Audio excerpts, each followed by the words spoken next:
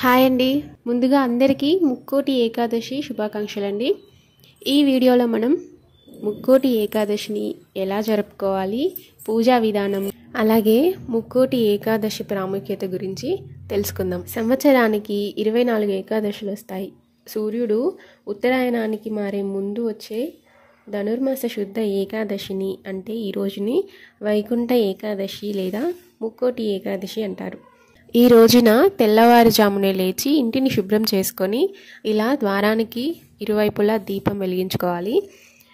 ఈ విధంగా పూజకు కావలసినవన్నీ ముందుగానే తయారు చేసుకొని మన ఇంట్లో ఉన్న వెంకటేశ్వర స్వామి ఫోటో కానీ విగ్రహం కానీ శుభ్రం చేసుకొని గంధం కుంకుమతో అందంగా అలంకరించుకోవాలి. ఉపవాసం అంటే కేవలం అన్నం తినకుండా ఉండడం మాత్రం కాదు. ఈ రోజున పూజ, జపం, ధ్యానం మొదలైన సాధనల ద్వారా ఆ శ్రీమన్నారాయణుని తలుచుకుంటూ ఉండాలి. ఏకాదశి ఉపవాసానికి కొన్ని నియమాలు అనేటివి ఉంటాయి.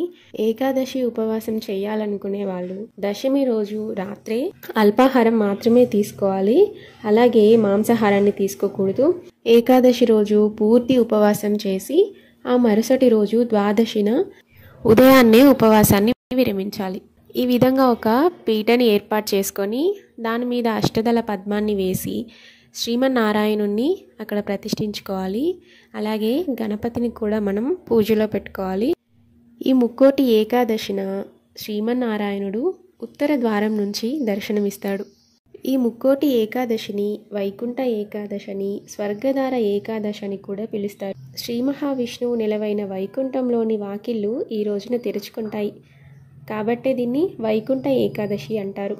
ఈ విధంగా స్వామివారి ముందు ఒక తమలపాకు వేసి అందులో కొన్ని బియ్యం పోసి ఒక ఎండు కొబ్బరిలో పోక, ఖర్జూర, కాయిన్, మనం చేసిన పసుపు గౌరమ్మని ఆ కొబ్బరిలో ఉంచి తమలపాకులో పెట్టుకోవాలి. అలాగే గణపతి ముందు కూడా పసుపు గణపతిని చేసుకొని గణపతి ముందు ఉంచుకోవాలి. ఆ తర్వాత ఇలా పువ్వులతో అందంగా అలంకరించుకోవాలి. స్వామివారికి అలంకరణ అంటే చాలా ఇష్టం.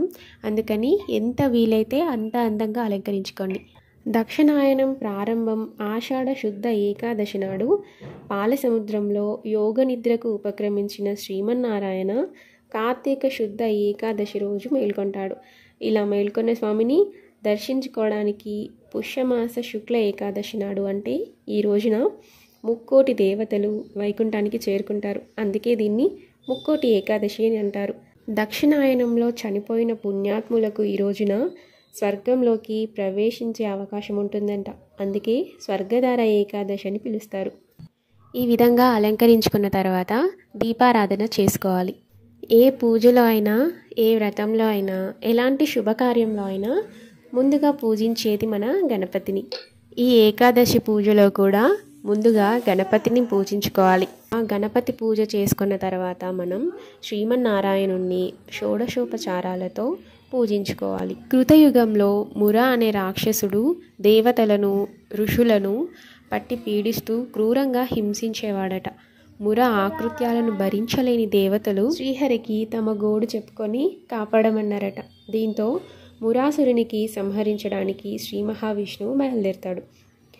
తనని సంహరించడానికి శ్రీహరి వస్తున్న విషయం తెలిసిన మురాసురుడు సాగర గర్భంలోకి అంటే సముద్రం అడుగు భాగానికి వెళ్ళి దాక్కుంటాడట. అతన్ని బయటికి రప్పించేందుకు ఒక ఉపాయాన్ని పన్నుతాడు నారాయణుడు. ఒక గుహలోనికి వెళ్ళి నిద్రపోతున్నట్టు నటిస్తాడు. శ్రీహరి నిద్రపోతున్నాడని నమ్మి మురాసురుడు శ్రీహరిపై దాడి చేయడానికి ఇదే అదనుగా భావించి బయటకొస్తాడు.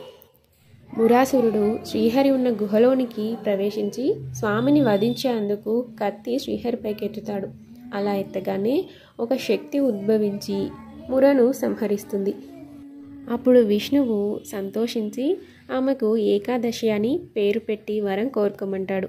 ఆ రోజున ఉపవాసం ఉన్న వారి పాపాలను పరిహరించాలని ఆమె కోరుకుంటుంది.